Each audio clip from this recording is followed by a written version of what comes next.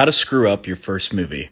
So I had a friend that I've known for a long time. We worked together on my first movie and he wrote a screenplay and it was really great. Like a truly great screenplay in a genre that I knew would sell well and I knew we could cast. So he had about $90,000, $100,000 in cash and he was going to try to make $100,000 movie. So he brought it to me. He talked to me and I was like, look, if you have that in equity, I can get a tax credit loan. And because this is a Louisiana screenplay, we're going to get a 40% tax credit. So I can set this movie up for about $300,000. And I know a casting producer we can bring in to cast the movie with name talent and make it very safe where everybody makes their money and he gets to make his first movie as a director. So we bring all this together. We have our team, we have our line producer, we have our budget.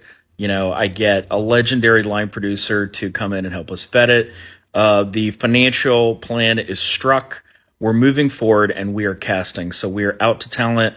We have our money to pay their fee and we have great intel on who can set up a movie of this size.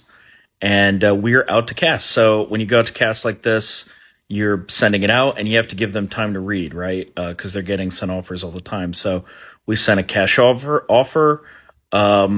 And you just sit back and wait and see if they're going to say yes and see if they're going to pass. So this director who also wrote the screenplay calls me up, freaks out on me.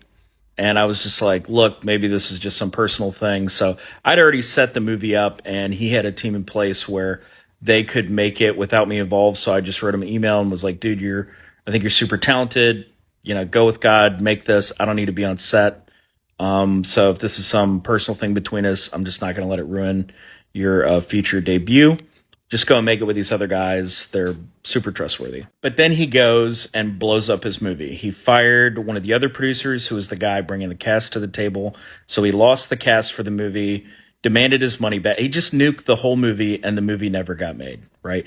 Now this screenplay is still great and I could take it and probably get it sold pretty quickly.